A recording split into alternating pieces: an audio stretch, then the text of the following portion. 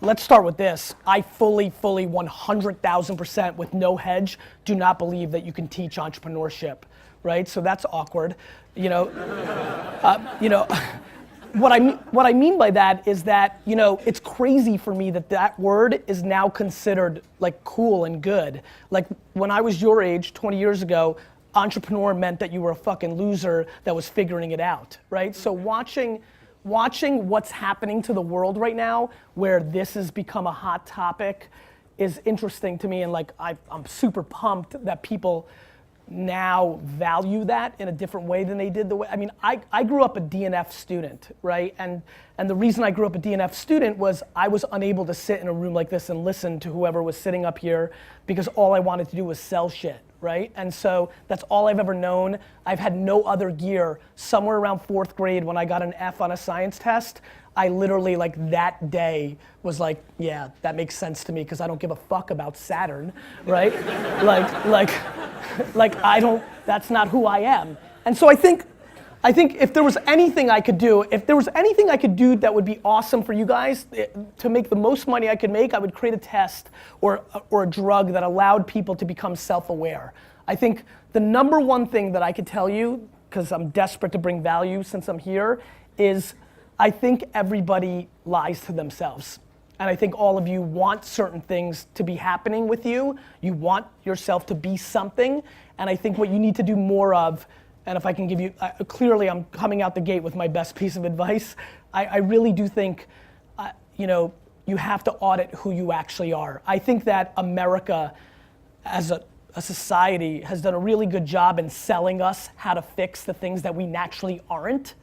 And there's a lot of money being made on us forming into something we can't be.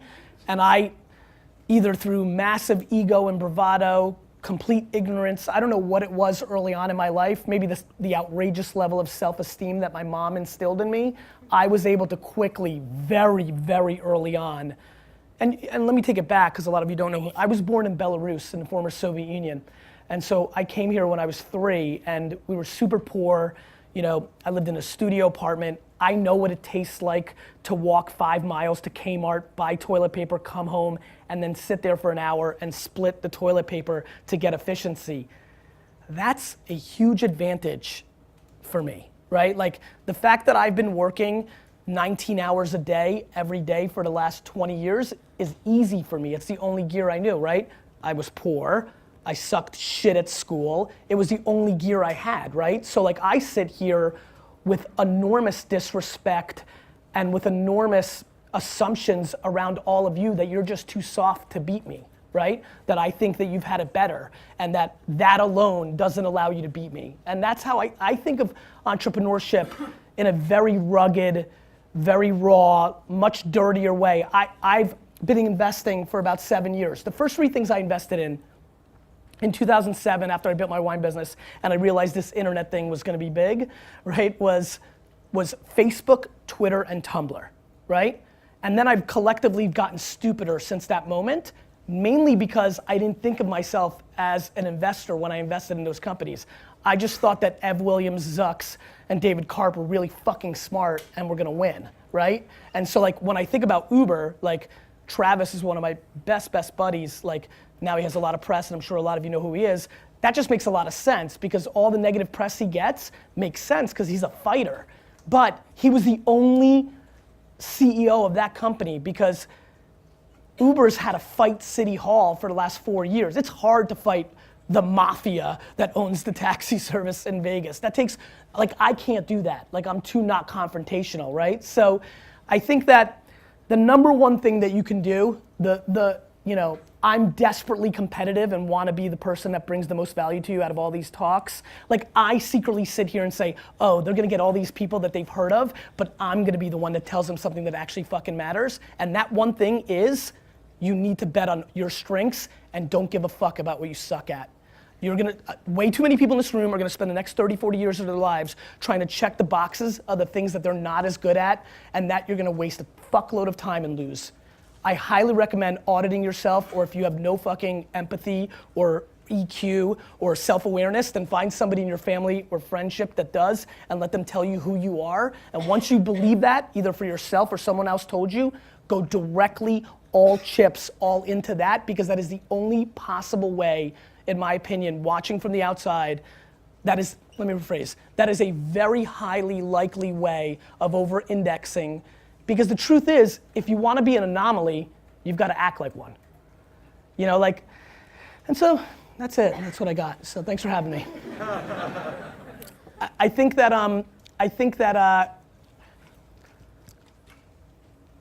it's been really interesting for me for the last 3 years to watch. So tech, when I was investing in it for me, and when I was growing my business in the 90s, and then when I really got into it in 04, 5, 6, 7, you know, people were in it because they were really good at it, or in it, or really passionate. Right now, everybody thinks that if you're 22 and you have an idea, you're entitled to a startup, right? And so the thing that's been really fascinating for me to watch, the dichotomy of structure and understanding how to play the game versus entrepreneurship. So for example, again, being a dick about it, I know I'm sitting in a room full of number 2s, 3s, and 4s, right? There's so many people in this room that are like gonna be, could be dominant number 2, 3s, and 4s, and I'm pissed that the narrative now is that you need to be a number 1 and have your company, because a lot of people are gonna lose or leave money on the table because that's just the narrative, right? And so the difference for me between a 2, 3, and 4 and a 1 is having a stomach. And so one of the things that we've seen a lot of, because Zucks went to Harvard and like literally being East Coast bound, like watching all these kids that are going to Ivy League schools, including Stanford, so mixing the whole mix. Just like, actually everybody's a better student than I was, so I'll just call it everybody. But watching the elite top 3%, so many of those players, guys and gals, have come into the game in the last 24, 36 months and have lived a narrative where things have been good, right? Like, you know, again, I'm using a lot of prejudice. I default into thinking that like you guys were way more capable than me than figuring out how to map yourselves to go through the school system. Like you understood that game. Like very honestly, like it's cool to be like, oh, fuck school and I sucked and then I was a great entrepreneur, but like it would have been cool to have figured it out. Like I would have been fine getting C's and B's, right? Like that would have been interesting. Then, you know, then I would have had a better life. Like college would have been more fun. I wouldn't have went to Mount Ida College where 7 of my 8 core friends fucking went to jail, right? So, you know, if you want to keep it real. You know, but I just couldn't. And I think that that's what I'm seeing the reverse of right now, which is, on the flip side, being an entrepreneur and really running a successful company, here's the problem. There isn't just like one teacher who fucking decides and you figured out how to map him or the syllabus or whatever the fuck you guys do to figure out what you needed. The problem is when you have a startup or a business, you're playing to the market. And the market doesn't give a fuck who your parents were or how you rolled or what happened before. The market just cares about the market. And so I think that what's been really interesting for me to observe, and I would say is something for you guys to think about, is again, you're gonna wanna think in a certain way versus what may be the reality, or you might underestimate yourself, it just depends on your DNA.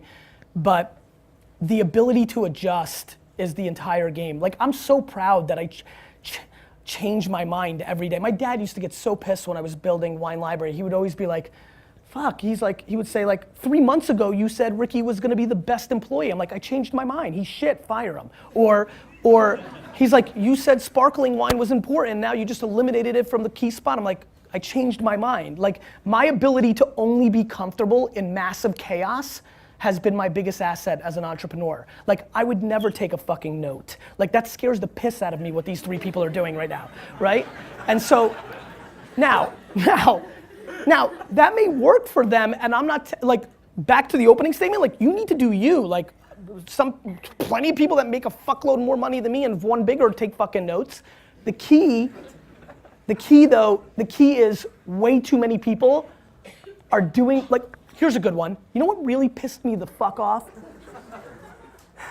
I'm completely driven by like happiness and like I'm crippled by like chaos. Like, you know, Vaynermedia, which is now 500 people, update your shit. Vaynermedia is like completely dictated by, like I'm a dictator of HR. Like all I care about is the atmosphere. All I care about is how people, all I care about is like how people roll. Like I think I fired the 4 most talented, smartest people that have worked for me, because if you don't know how to play with the other boys and girls, you're out, because I suffocate under, you know, conflict and negativity, and like nobody's better than me, so you gotta go. So what really pissed me off in tech world was when Steve Jobs' book came out, when he was dying, when it was all about Steve 3 or 4 years ago. I literally watched a lot of my tech startup friends start being like a dick to their staff. Because Jobs was tough, everybody fell into the romance of like, I have this big vision and I'm gonna be a dick like Steve, right? And I thought that was really interesting for me to watch that half decade of like literally watching people I know and then watching them act differently because the status or the icon of the moment, and you see a lot of that.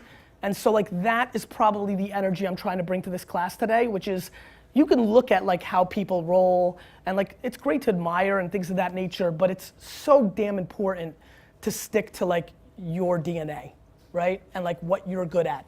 And to recognize that you need to surround yourself, whether it's your co-founder or whether it's the people that work for you. Like all I do is hire the people that are the opposite of me, that bring the other value, that bring me the ability to remember what the fuck that meeting was about and go make sure it happens. You know, like whatever it may be, right?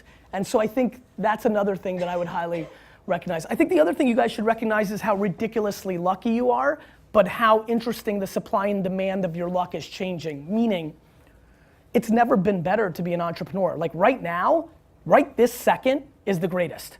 There's massive disruption. I promise you, because I spend a fuckload of time with everybody in corporate America, the big companies are so fucking slow and stupid, it's almost unbearable, right? So that's great for us if we don't have money and we've got time, right? And so that's great. And the cost of entry is easy. There's so many people that are envious of the lucky things that happened to me investing in like Uber and Birchbox and Twitter and all those things, that now everybody in their 30s to 60s that has any level of money is chasing any kid in a hoodie with an idea and giving them money to invest in their startup because everybody's looking for their exit, right? So on top of the fact that the internet is hitting maturity and every user's on a smartphone and blah, blah, blah, and we're at scale, on top of that, in parallel, there's a fuckload of dumb money chasing it and looking to give it to anybody they can, which is your opportunity. So we need to take advantage of that horse shit. And actually, if you think you're ready, you should literally start your company right now, because I'm sure it's important to finish this class and whatever, but tomorrow the market can collapse and you'll miss this opportunity. Literally right now, on a fucking half-ass idea, right? With like 2 or 3 connections from like your parents or professors or emailing me and I introduce you to somebody, you can literally raise $1 million on your horse shit idea. But we need to I want everybody to understand that. All it takes is something crazy, like a terrorist attack or some fucking bank full of shit breaking or like tomorrow, that can go away. And so like I think it's super important for everybody to understand that if you're itching, I think you should start tomorrow because the money's there and you're gonna need the money because this happens all the time. Like everybody that looked like you in 2008 and 9, they went and got jobs. Everybody that looked like you in 2002 and 3 after the first bubble, they went and got jobs. So if you're a true entrepreneur, if you're sitting here like, no, I'm entrepreneur, I'm not just in the class, you need to seriously concentrate on where we are at this exact moment in the market and recognize how fruitful it is for you, how much of an advantage you have, and you may want to seriously consider and take advantage of it because it could really go away in a second and then you've got to wait, like if it collapses tomorrow, if there's a bubble burst, you're gonna have to wait 3 to 5 years to get your shot. When bubbles burst, no fucking kid with an idea gets dick. Got it? That's a good one. I like that one. But that's what happens. So I think that's important. Timing's massively important. And so that's why I'm pushing that agenda. Bless you. I think the other thing to think about is I think that here's just some random shit, and then maybe we can go into Q&A. I think that Uber, Airbnb, and Instacart are not anomalies the way a lot of people in my world think. I think they're just a preview.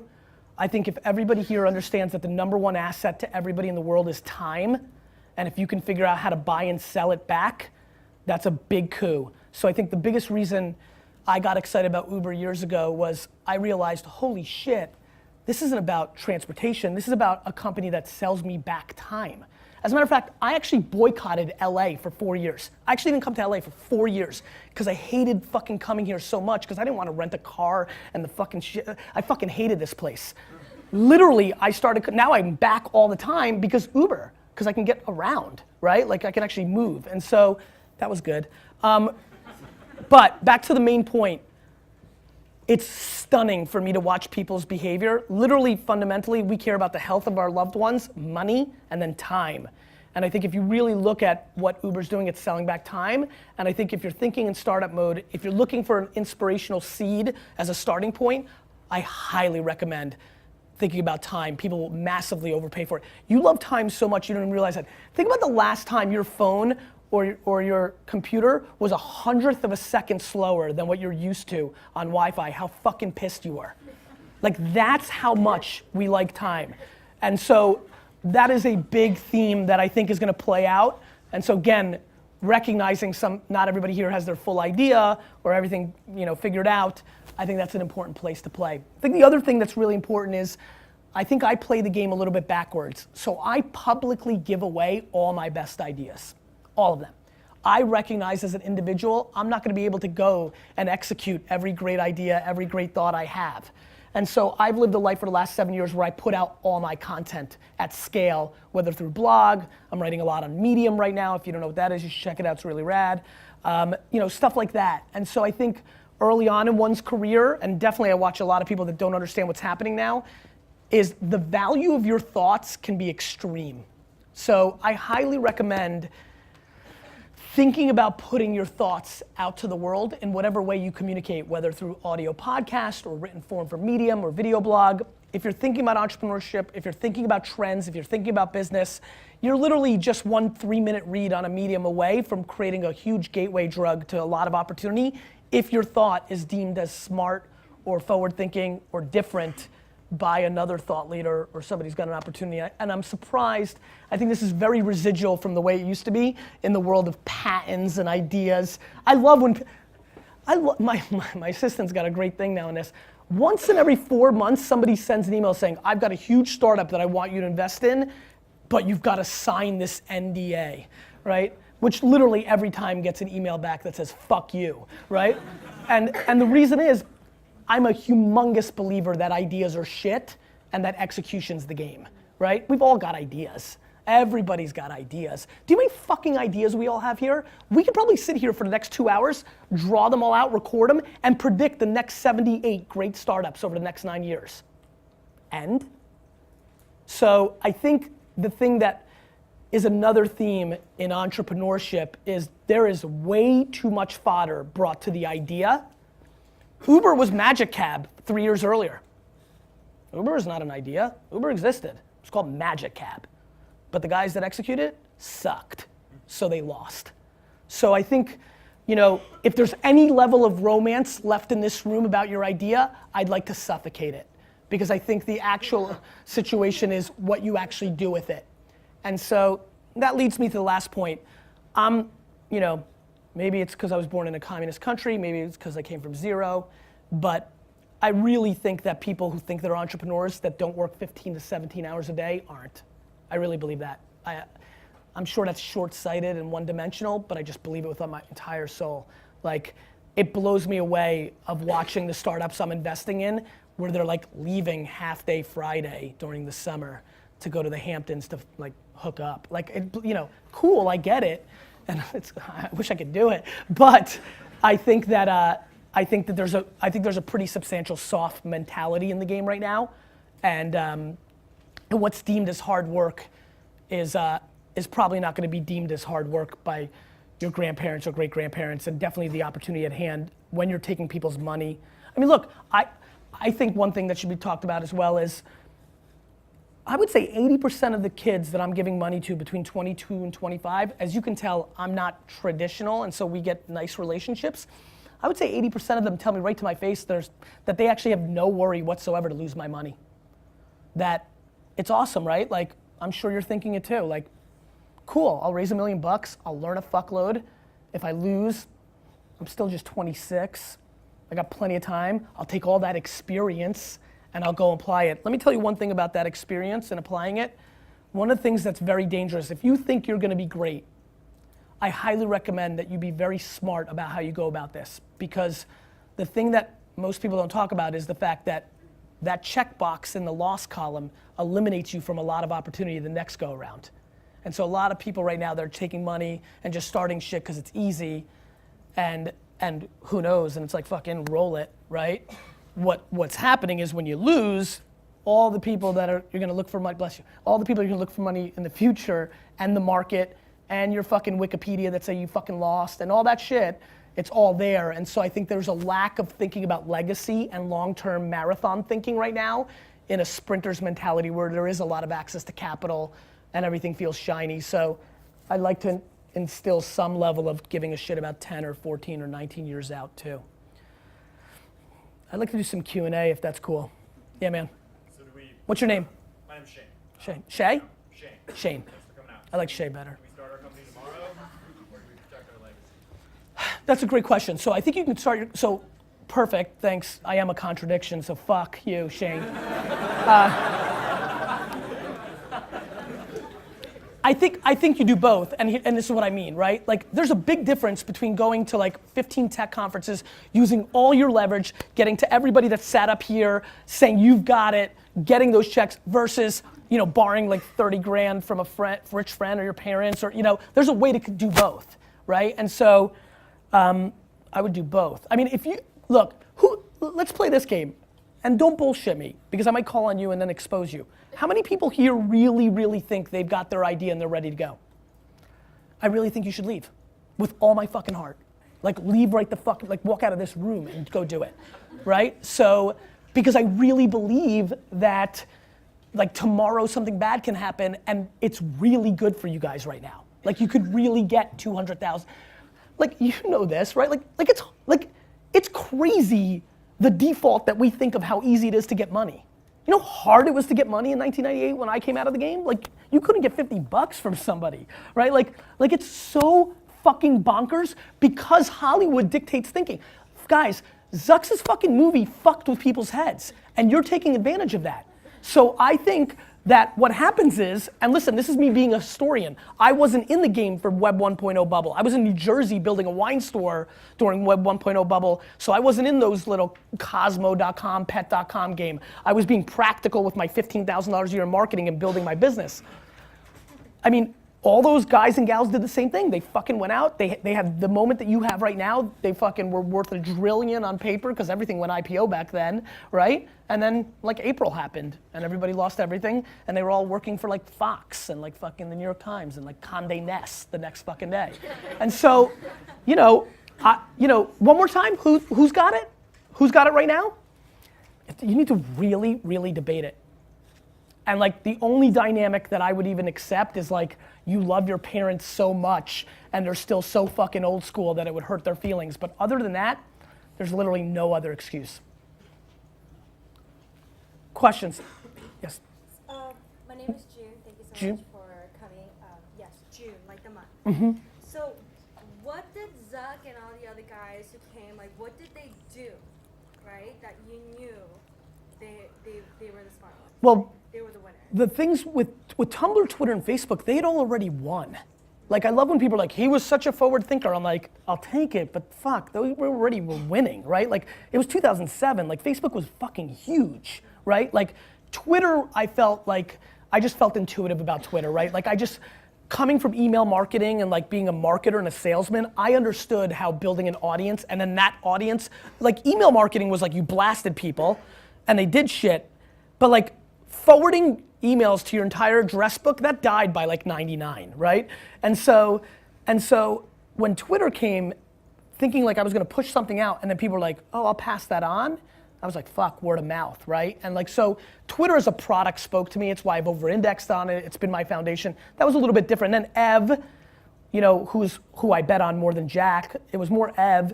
And my whole theory on that was, well, he built Blogger and sold it to Google. Like he's already won once, right? And that was kind of a nice thing. It's fun to bet on somebody who's been able to see it through. Tumblr was interesting. So I'm a straight creeper, right? Like, so on the way here today at JFK, I literally like got to my gate, looked around, found like 4 13-year-old girls, literally sat behind them and watched everything they did, right?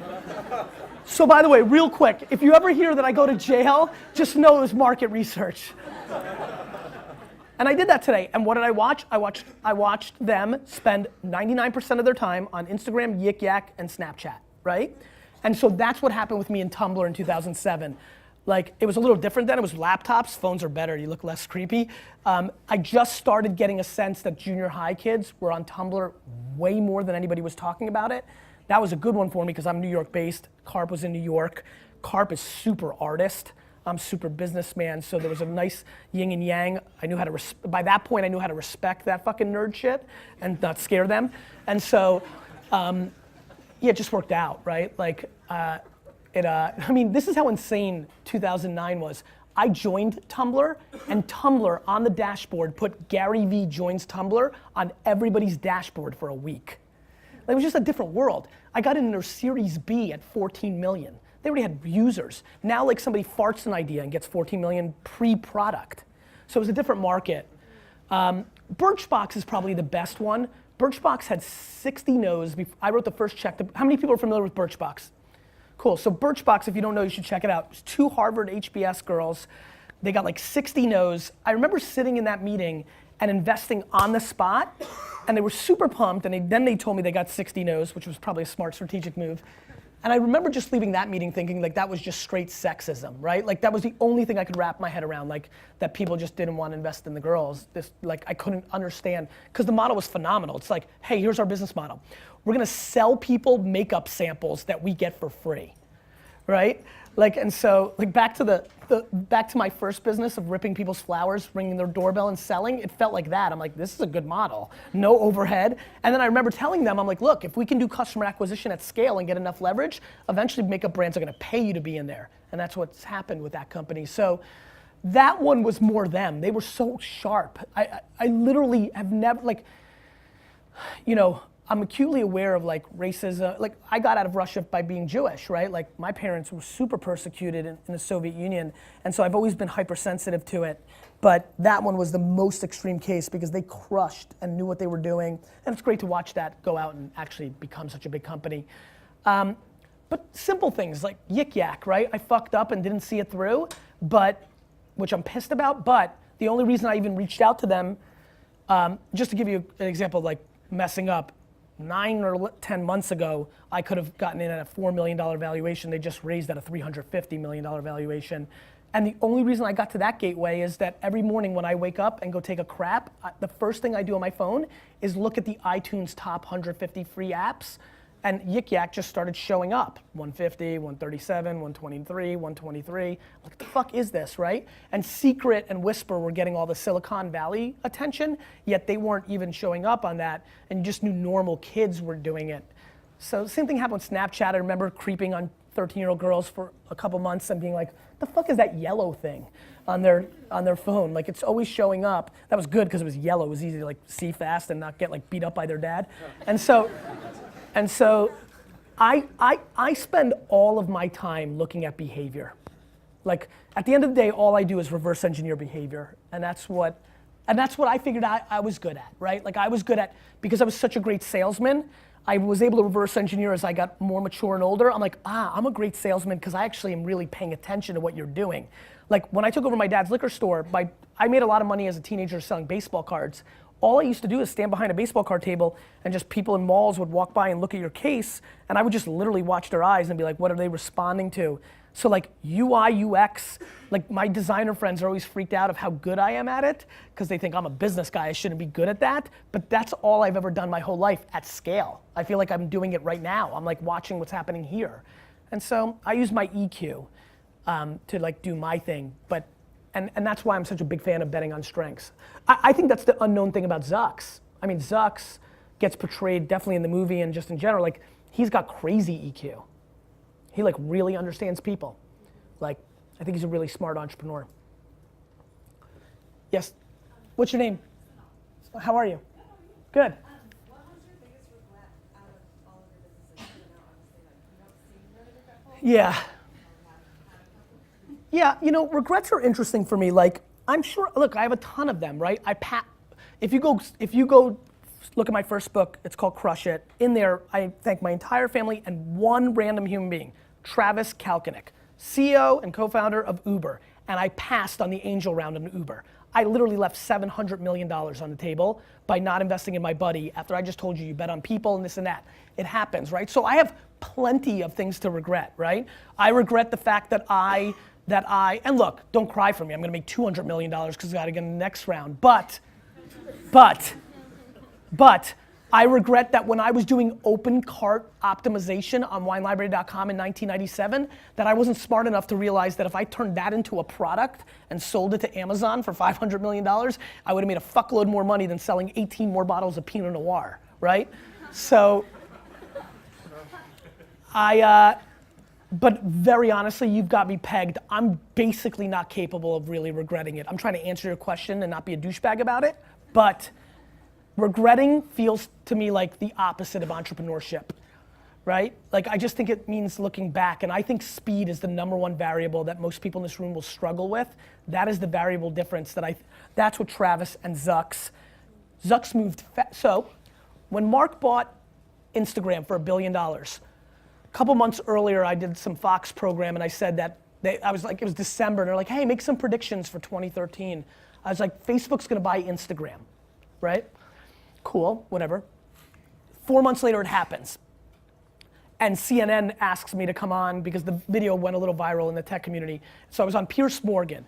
And on Piers Morgan's show, his opening line is, this company's 550 days old. How the hell is it worth $1 billion? And my opening line is, they stole it.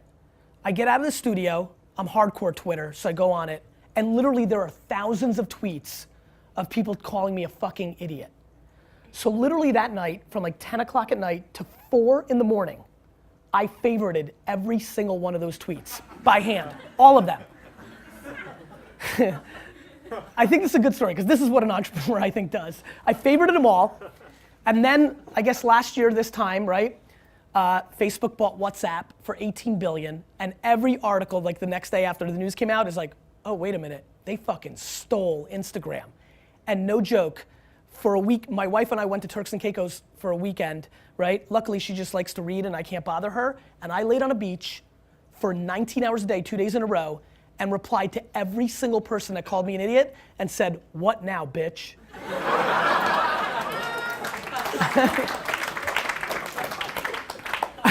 I really think I just wanted to get that in and humble brag, but I don't remember why I said that. Oh, why I said it. So Zucks offered $3 billion for Snapchat. And a lot of people didn't, like that seemed insane.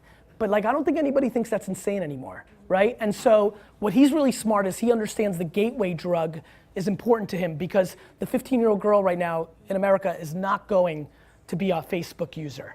And so he needs to keep having the next one, right? And luckily he's got the right one right now with Instagram, but every day that Snapchat becomes the next one, he needs to figure that out. But I think he sees it. And so like, it takes that vision. Travis knew that he had to move to every market faster than Lyft, right? And so he just kept raising money if he could, and that was the right execution. So I think speed is something that people really need to wrap their head around. Yeah, man. So my name's Alex. Alex, what's up, man? What do you think about Snapchat's new Discover feature? I think every platform is going to be a media company. And so I think it makes a ton of sense. I think everybody in this room is gonna watch like a feature film that's gonna be Facebook only. I think there'll be a #1 hit sitcom on Snapchat only. All that matters is the attention graph, right? Where the fuck are our eyes and ears? Where are they, right? And I can tell you right now, if I wanna sell to a 16-year-old girl in America, I wanna be in Snapchat, right? So I thought it was a huge coup for the media companies that were launch partners because some of them I think we'd all agree are like stodgy and not great and for them this was a little bit of good value. I think it was a really smart move by Snapchat because I really live in this world. A lot of the big advertisers look at them as too young. You only have 13-year-olds. So this kind of like grew them up.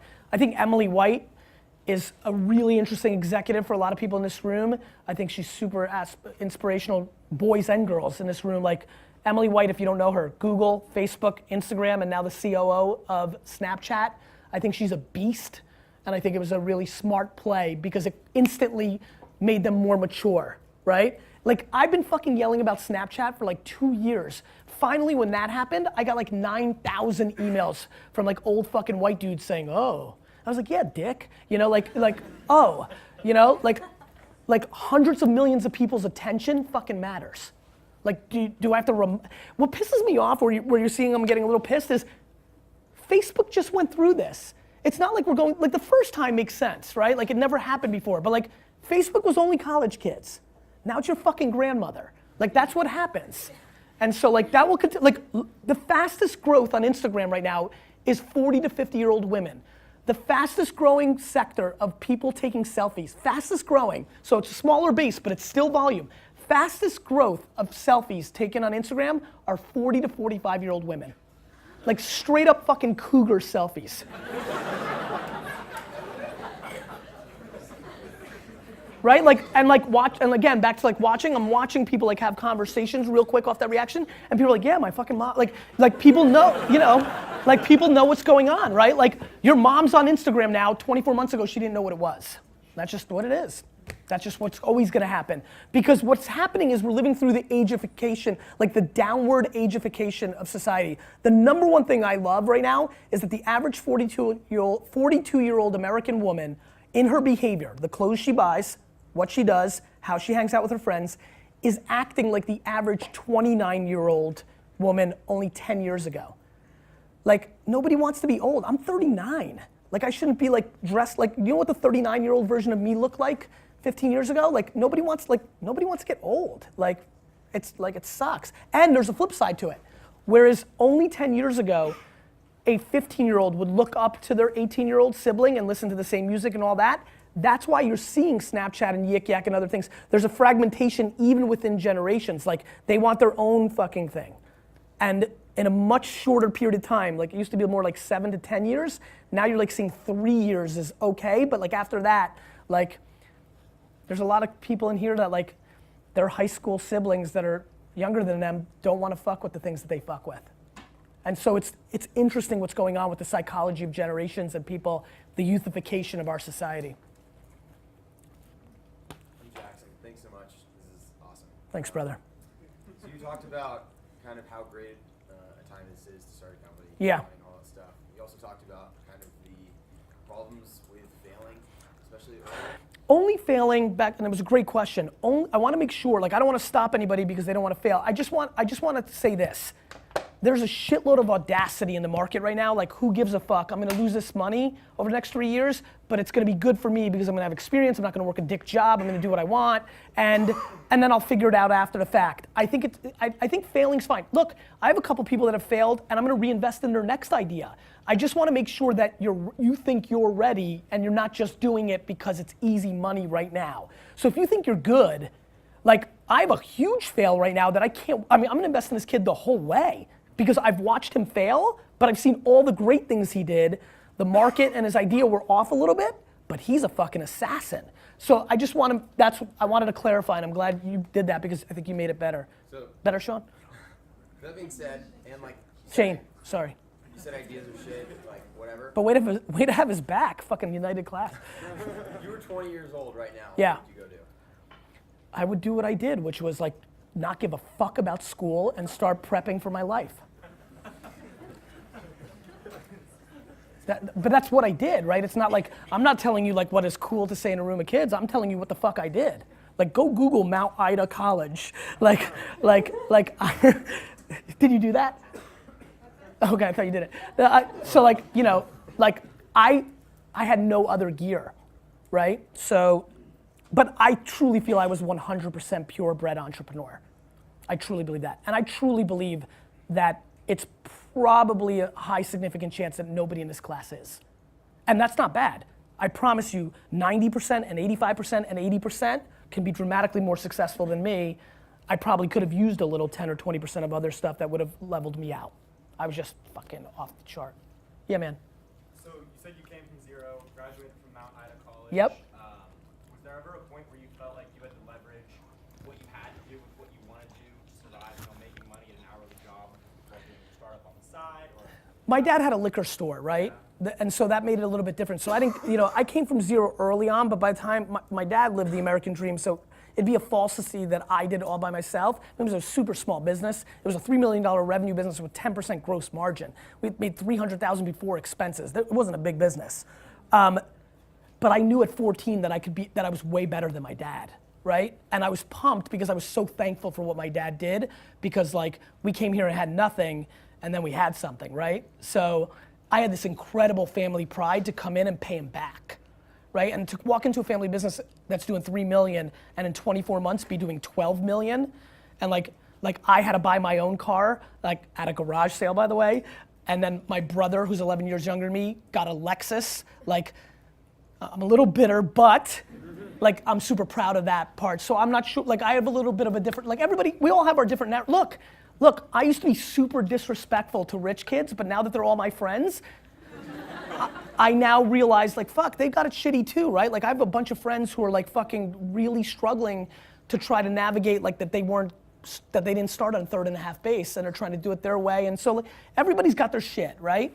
But what I can tell you, when I think about entrepreneurship, I couldn't breathe.